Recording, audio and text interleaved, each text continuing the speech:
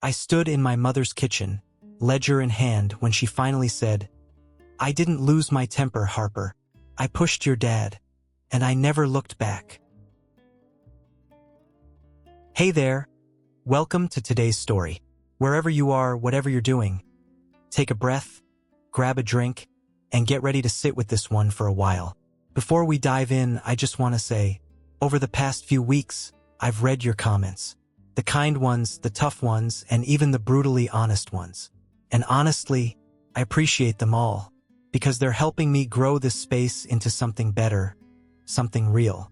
So thank you for listening, for speaking up, for staying. Now, today's story, it's a little different.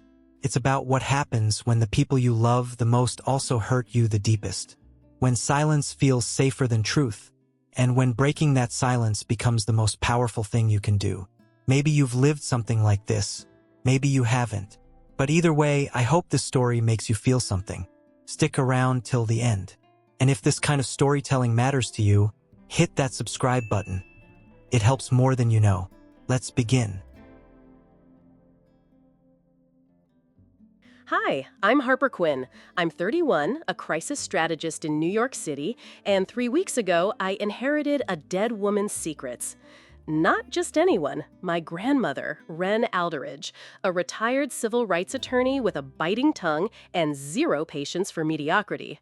She passed away peacefully in her sleep at 87, and even in death, she managed to cause an uproar that sent shockwaves through my already fractured family.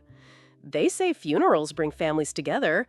That's not true if your family is full of takers, opportunists, and charmers who've lived on the borrowed goodwill of one person for far too long. And that person, until recently, was me. I wasn't always the outsider. I used to be the reliable one, the fixer, the silent backbone who made things happen. Paying rent just this once, fixing my brother's unfair eviction, sponsoring my sister's third career change, wiring money to my mother during her financial transition, read Vegas relapse.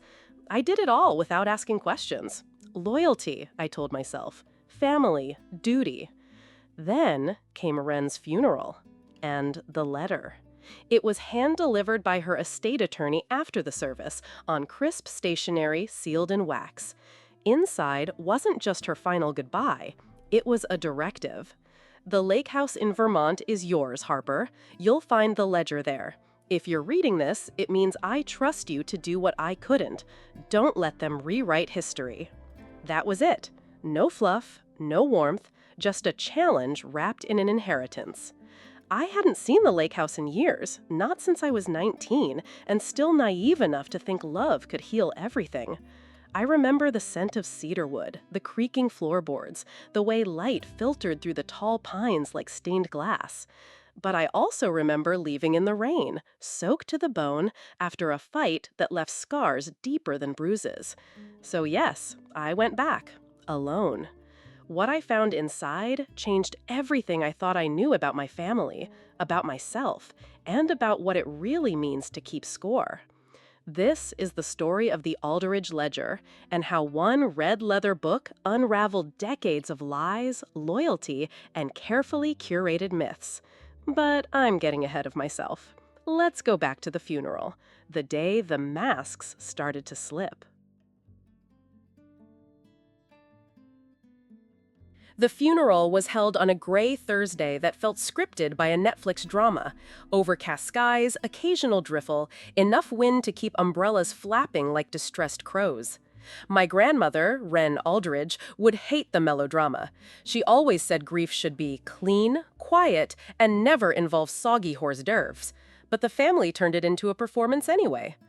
I arrived 15 minutes early because I knew they wouldn't. That's when I saw the rolls.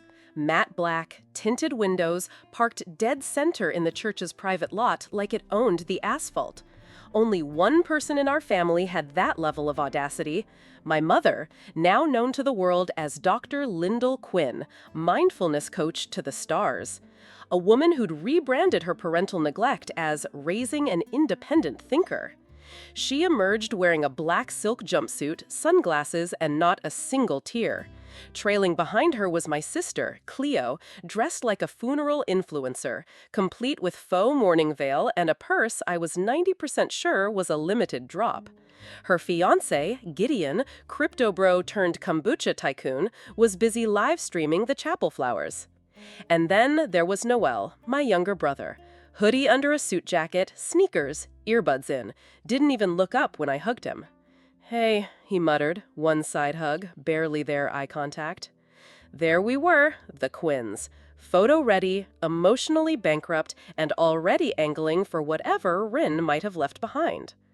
I hadn't seen any of them in nearly a year, not since I stopped bankrolling their lives. The shift was subtle at first. Fewer texts, no more calls, just to check in. Then came the guilt trips. "You've changed, Harper. You're so cold now.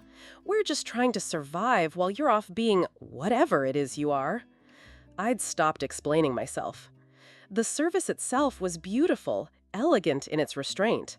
No grand speeches, just a string quartet, a few chosen words by her closest colleague from the ACLU, and the haunting echo of silence in the church's high-beamed ceiling.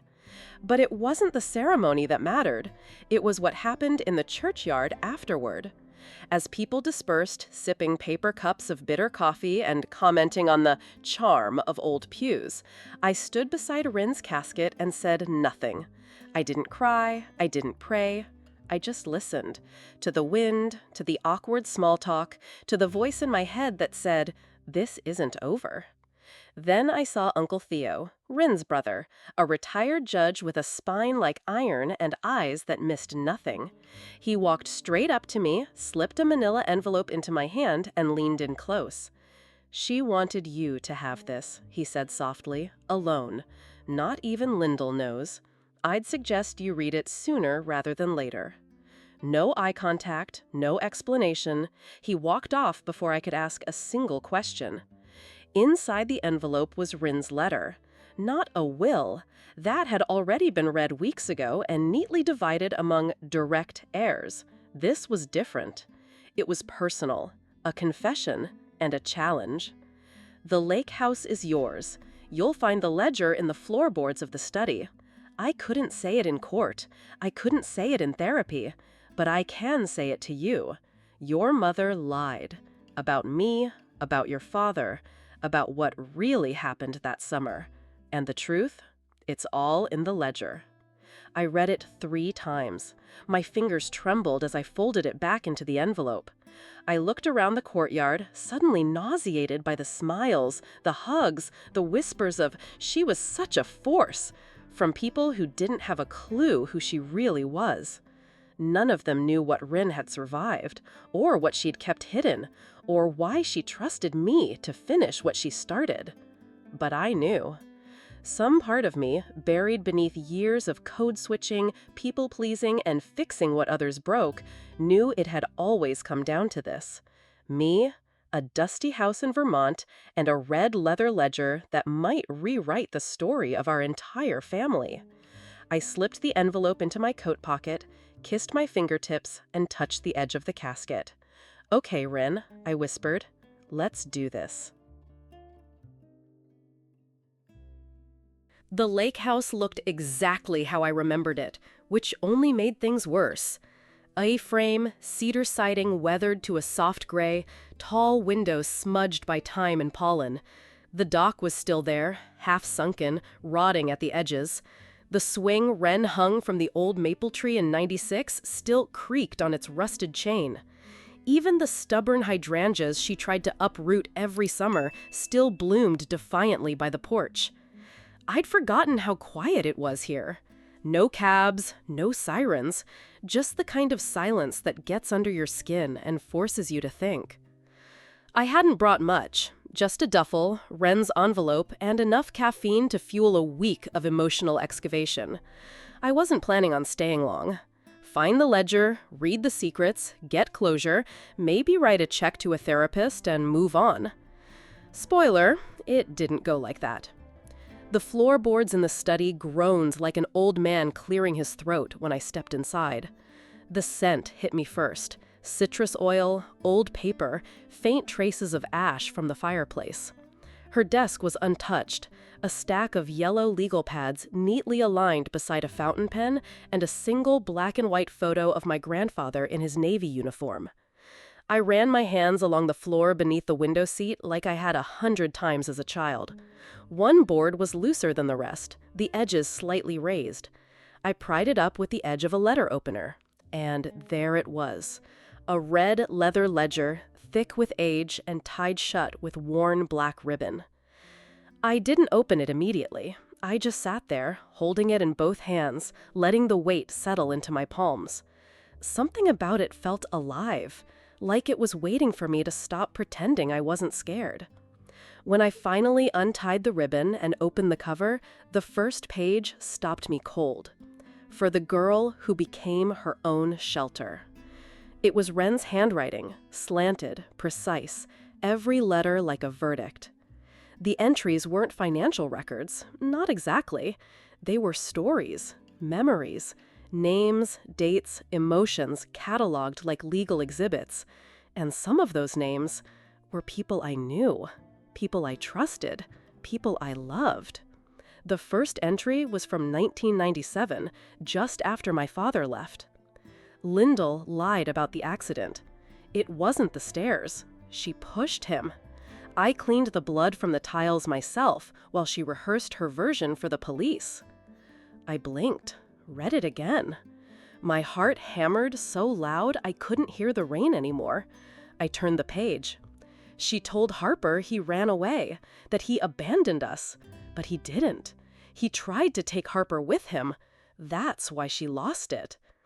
The date matched the weekend Mom claimed Dad disappeared. I remembered that weekend vividly. The broken lamp, the red smear on the hallway wall, Mom crying in the bathtub. I was 9. I believed her. Every entry that followed cracked another layer of my childhood open. There were pages about my sister Cleo, how she forged Wren's signature to open a bank account in her name when she was 16, used it to fund her first wellness startup, which turned out to be a pyramid scheme targeting college students. There were notes about Noel, how he'd once tried to steal Wren's car to impress a girl, and when she confronted him, he sobbed and promised to change. That was 8 years ago. He never changed. There were entire passages about me. My panic attacks, my perfectionism, how I kept trying to earn love by solving everyone else's problems.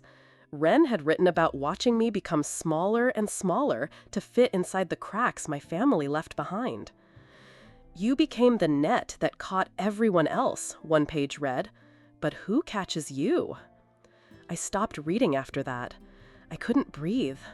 The room felt too small, the air too stale. I needed space. But more than that, I needed clarity. I stepped outside onto the porch and lit a cigarette I didn't know I still kept in my coat pocket. The first drag burned. The second settled something. Inside that ledger was the story no one wanted told. A record of generational rot, of silence passed down like heirlooms, of women like Wren, strong, smart, and ultimately alone because they refused to play dumb and obedient. I knew why she'd given it to me, because I was the only one who wouldn't sell it, because I had nothing left to lose, and because, deep down, I already knew it was true. You don't survive this family by being kind. You survive it by knowing when to stop apologizing. The next morning, I made 3 calls. First to Eli, my ex, because I needed someone who'd seen the good and the ugly in me. And because, despite everything, he'd never once asked me for anything. Second, to a lawyer friend in Vermont who specialized in estate fraud. And third, to my mother. She didn't pick up. I didn't expect her to. So I left a voicemail that wasn't a threat, but it was a promise. Hey, Mom, I found the ledger. I know the truth. I'm not angry. I'm awake. And I'm coming home next weekend. We're going to have a conversation. You'll want to be ready for it. I hung up before my voice cracked. Then I poured coffee, tied the ribbon back around the ledger, and slipped it into my duffel. Game on. I arrived at my mother's house on a Sunday afternoon, overdressed, overcaffeinated, and absolutely done playing polite.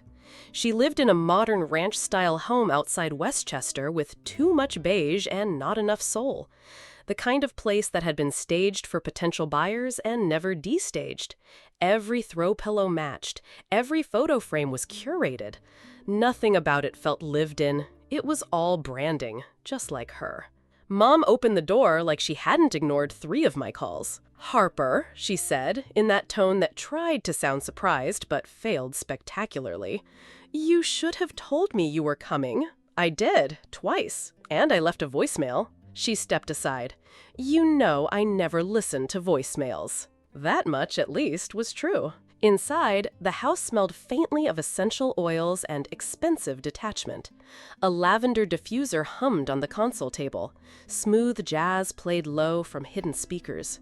Everything was designed to seem peaceful, but I could feel the static underneath. She led me to the kitchen. Granite countertops, white lacquer cabinets, a tray of untouched muffins, store-bought, arranged to look homemade.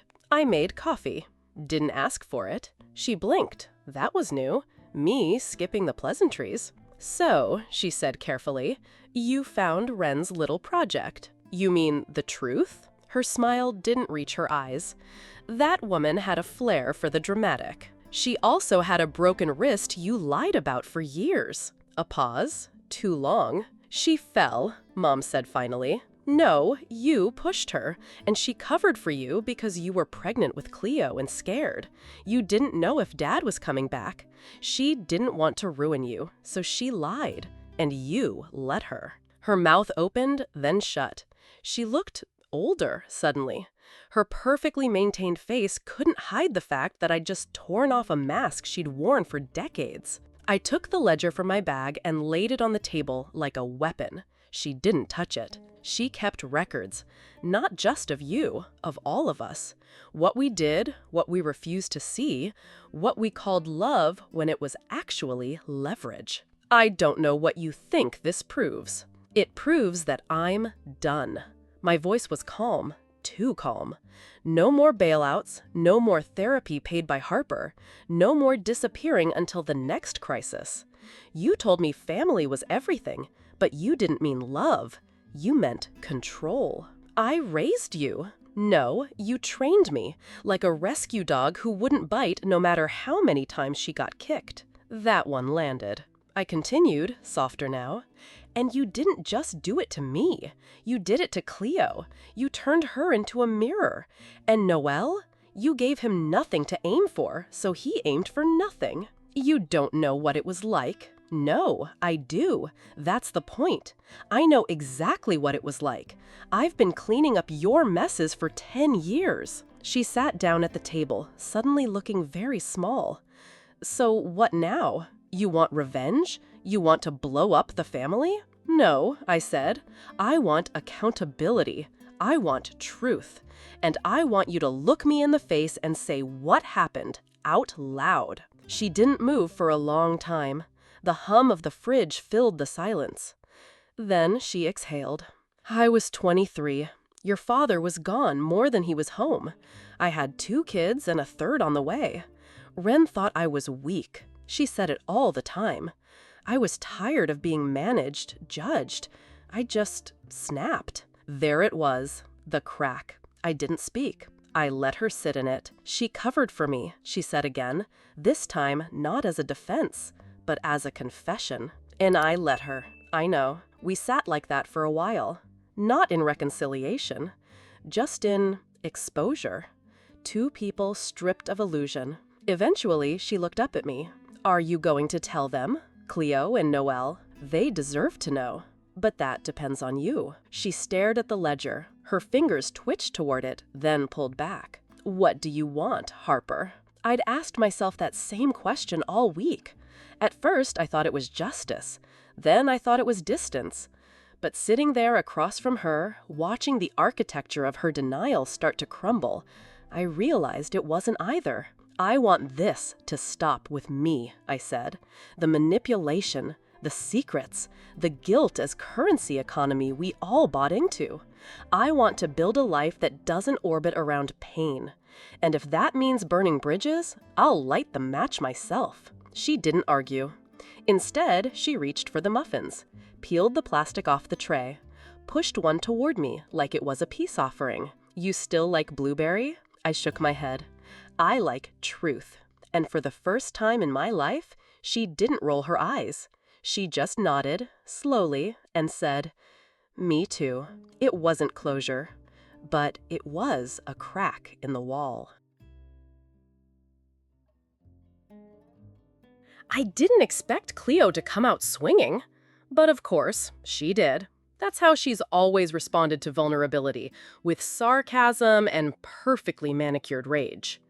We met at her loft downtown. Industrial, cold, the kind of place that's all concrete and curated sadness.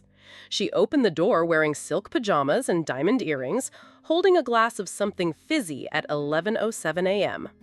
"Harper," she drawled, "you look tense. Therapy not working?" She thought it was a game. I wasn't playing. I found the ledger. The fake smile faltered for just a second. Then she tossed her hair and turned away. Oh God, Wren's revenge journal, please. I read some of that years ago when she left it unlocked. The woman was unwell, paranoid. You seriously came here with notes? "No," I said, stepping inside. "I came with receipts." I placed a folder, my folder, not Wren's, on her counter. Inside, bank transfers, screenshots of old emails, screenshots of a confidential investor deck from Cleo's very first startup, the one she claimed had failed due to market sabotage. Spoiler, it failed because it never existed. She created the brand, photoshopped mock-ups, hired actors to pretend to be staff, all to get funding from family and a few trust fund friends. Then she disappeared the whole thing when it got too real. You faked a pitch deck, Cleo. You pocketed 10 grand from Wren and never returned a single cent. Wow. She blinked at the pages, then laughed, hollow. So this is your justice tour now? Digging up dirt, burning bridges? What, reclaiming your victimhood? "I'm not a victim," I said quietly. "But you've been pretending to be a businesswoman for years when the only thing you've ever successfully marketed is your own victim narrative." Her jaw clenched. "You think you're better than me because you work in finance?" "No, I think I'm healthier than you because I stopped lying to myself." That one hit. She turned away, paced toward the window. We both knew how this went. I'd show up, dig through the rot, and somehow walk away feeling like I overreacted. But this time, I stayed grounded. I didn't flinch. "Cleo," I said, "do you even want a relationship with me that's not based on guilt, performance, or strategic use of my wallet?" She didn't answer, just stared out at the skyline, the glass in her hand trembling slightly. "You were the golden child," I added. "You had the attention, the praise. I had the pressure." But Wren saw through all of it. She knew you were drowning under all that image polishing. "Don't psychoanalyze me, Harper. You're not better. You're just boring." I almost laughed. "Maybe, but at least I sleep at night." She turned back around, eyes glassy now. "You don't know what it was like, being told you're special your whole life, and then waking up at 30 with nothing real to show for it. No degree, no business, just vibes and fraud." There it was, the crack. "You're not the only one trying to claw their way out of this family shadow," she said, quieter now. "But you're the only one who had the guts to leave." I nodded. It wasn't guts, it was survival. A pause. Heavy, honest. She walked over, opened the folder again, and traced her fingers across one of the printed emails. Her request for seed money for a mental health app that never existed. "I can't pay it all back," she whispered. "Not now." "I don't need it all back. I just need the truth. And your signature. On a plan. Something real." She looked up. You're giving me an out? I'm giving you a door, but you have to walk through it. Another pause. Then she exhaled, pulled a pen from her purse, and signed the document. We didn't hug, we didn't cry, but she walked me to the door, and, just as I stepped out, she said, "Tell Noel, I'm sorry about what I said, that day, about his girlfriend. I crossed a line." I turned back, surprised. "You haven't spoken since?" She shook her head. "Not since he told me he was staying with Ren for a while. I thought he was choosing her over us. Maybe he was choosing honesty." She smiled, bitter but sincere. "Guess we're all late bloomers." I met Noel at a diner, halfway between the city and wherever he was crashing now. Still in sneakers, still in a hoodie. But something was different. He looked clearer, like someone who had finally stopped pretending not to care. "You came," I said. He shrugged. "You texted, 'It's about Ren,' so yeah." I slid a folder across the booth. It's all in there. What Mom did, what Cleo did, what I did. He didn't open it. "I know already," he said. "Ren told me a lot before she passed, but I wanted to hear it from you." So I told him everything about the ledger, the floorboards, the letter, the voicemail, the confrontation, the cracked muffin tray, the signed document. And for the first time, he didn't dodge, didn't joke, just listened. When I finished, he leaned back and sipped his coffee. "You know," he said, "I always thought you were the one keeping us together. But maybe you were the one letting us fall apart slowly, hoping we'd figure it out." I was tired of being the glue. He nodded. "Then maybe it's my turn." I looked up. "What does that mean?" He pulled a notebook from his backpack. Scribbled in cover was, "The Family Ledger 2.0. I started writing, not to expose anyone, just to understand the patterns. So maybe, someday, if I have kids, I'll do it different. I blinked. "You're writing a ledger?" He grinned. "Call it healing, or maybe inherited neuroses. Either way, I'm in." It was weird, beautiful, awkward, real.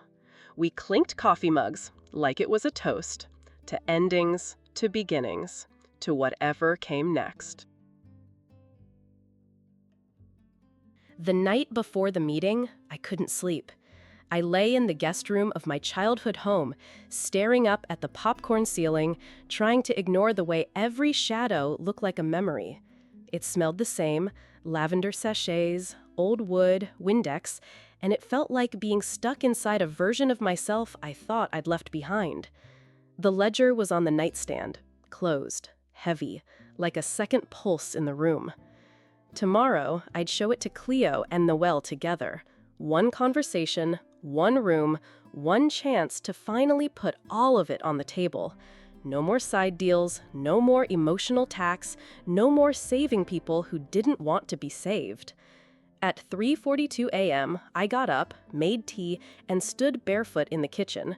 I didn't even hear him come in. "You always do that tea thing when you can't sleep," Noel said from the doorway. I turned. He was in sweatpants, no shirt, eyes bloodshot but clear. My little brother. The one who used to steal my Pop-Tarts and copy my homework and, somehow, still get more praise than I did. "You still take it with honey and oat milk?" I asked. He smiled faintly. "Nah, straight now. Trying to be an adult." I poured him a cup anyway. We sat in silence for a while. Then he said, "I know you found it." I looked up. "The ledger?" He nodded. "Ren told me you'd get it after she died.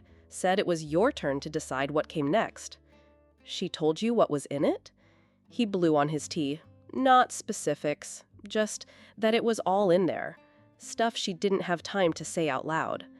"She wrote about you too," I said gently. He didn't flinch. "Let me guess. Lazy, aimless, charming when convenient?" I gave him a look. "Also scared, and smarter than anyone gave you credit for." That one surprised him. He looked down into his mug like it held something heavier than tea. I wasn't ready to hear the truth back then, but I am now. "You mean that?" Yeah, I even started going to therapy. 2 months now. Found a guy who gets the whole eldest sibling turned parental substitute thing. Apparently, I have a thing about self-sabotage. I laughed. You think? He laughed too, and it was genuine, if a little sad. Then he got serious again. You going to show her, Cleo?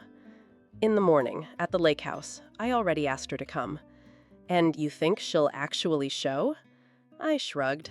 She said yes, but with Cleo, a yes just means she hasn't decided how to say no yet. Noel nodded.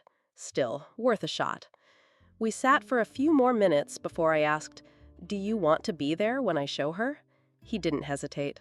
Yeah, I think it's time we stop dealing with this stuff in silos. That made me pause. You know, I said, I thought I was the only one who saw the cracks, who wanted out. But maybe we've all just been trying to find the exit at different times. Noel tapped his mug against mine. To the exit, he said. The next morning, Cleo actually showed up. Shocking. She pulled into the gravel drive in a white SUV with blacked-out windows, wearing dark jeans, combat boots, and a leather trench like she was auditioning for a reboot of The Matrix. She walked in like she owned the place, then paused when she saw both of us waiting. "You brought backup?" she said to me, arching a brow. I gestured to the table. "Sit down." She looked at Noel. "You're in on this too?" He nodded once. For once, yeah. I pulled out the ledger and laid it flat between us. "Before you react," I said, "I need you to just listen. This isn't about blame. It's about clarity." Cleo crossed her arms. "I've seen that thing. Ren was dramatic." "No," I said. "Ren was methodical, and she was tired of pretending this family wasn't built on a pile of illusions." I opened the book and read aloud 3 short entries, one about Mom, one about Cleo, one about me. No embellishment, no commentary, just facts, names, dates, emotions recorded like timestamps in a crime scene. Cleo didn't speak, but her expression softened, slowly, like a window thawing after frost. This wasn't a vendetta, I said. It was a warning that we can't keep doing this, hurting each other, hiding behind roles, pretending that silence equals strength. Noelle nodded. She didn't write any of that to punish us. She wrote it because she wanted us to stop. Then Cleo said the most shocking thing of all. "I don't remember half of that." Her voice was small, real. I mean, I remember the startup stuff, the lies, but I forgot what it felt like, the weight of it, like I was living a double life that even I couldn't explain. "That's because you were," I said. She looked up, teary but defiant. "You want me to sign something? Make amends? What? Go to family therapy and cry into a pillow?" "I want you to be honest, with yourself, with us. And if you want back in, really in, then yeah, that starts with signing a statement. Not for legal reasons, for accountability." Cleo stared at the ledger again, then, without a word, reached into her purse, pulled out a pen, and scrawled her name on the sheet I'd brought. "I don't know if I'll ever be fixed," she said, "but I'm tired of faking it." We all were. We ended the morning not with a hug, but with something better, a plan. To meet again, to keep talking, to check in without needing something, to finally stop pretending that blood alone could carry the weight of real connection. As Cleo left, she turned to me and said, "I still think Ren was terrifying." "She was," I smiled. "That's what made her the only one we ever listened to." Noelle added, "Well, now we listen to you." I didn't know what to say to that, so I just nodded. And for the first time in a long time, I felt like maybe, just maybe, we were all ready to be honest with each other and with ourselves. The lake house was quiet again. Not silent, the kind of quiet that hums with something new. Not tension, not dread, just peace.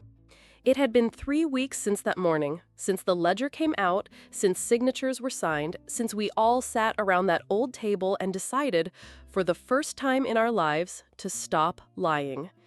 It didn't fix everything. No one became magically whole. Cleo was still posting soft-lit Instagram stories about reset retreats, but at least now she admitted they were sponsored. Noel still wore hoodies like emotional armor, but he called twice this week, and once he even said he missed me. And Mom, well, she was trying, in the way people try when they've run out of excuses but haven't yet found the words. She sent me a voice note last night, 10 seconds of silence, then, "I don't know how to be better, but I want to be." That counts for something. As for me, I stayed at the lake house longer than I meant to. What started as a mission became a pause. I cleaned out Wren's attic, donated boxes of books, burned old bills, kept her reading glasses and the typewriter she used for her columns. I found more letters, half-finished drafts addressed to me, to Mom, even to herself. Some angry, some wise, all honest. I started writing too. Not for the world, not for a memoir, just for me.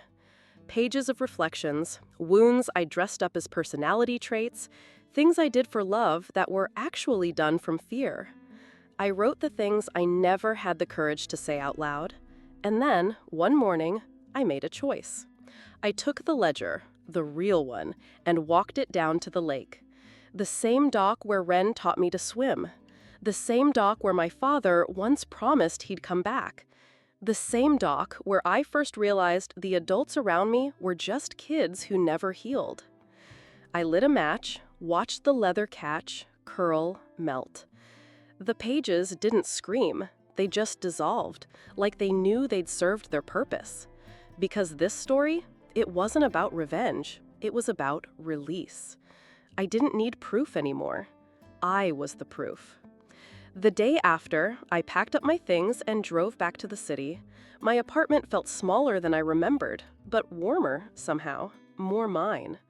I opened my laptop, created a blank document. Title, The Shelter You Build Yourself. Not a ledger, not a list of wrongs, a beginning. So, if you've made it this far, thank you. Maybe you've carried your own version of a red folder, full of unsaid things, half-truths, and the weight of someone else's silence. Maybe you're still holding it. Just know this. You get to decide when to put it down. You get to decide when the story changes. You get to choose the ending and the beginning after it. And maybe, just maybe, that's the real inheritance. And now I'd love to hear from you. What did this story stir in you? Did it remind you of someone? Of a moment you kept silent when you should have spoken? Or walked away when you deserved to stay? Drop your thoughts in the comments. I read every one. Let's start a conversation, not just a scroll. If the story meant something to you, go ahead and hit that like button. And if you want to walk through more stories that challenge, heal, and maybe even break something open inside you, don't forget to subscribe. There's more coming. Thank you for sticking with me through the end. Your attention is the most valuable thing you can give, and I don't take that lightly. Until next time.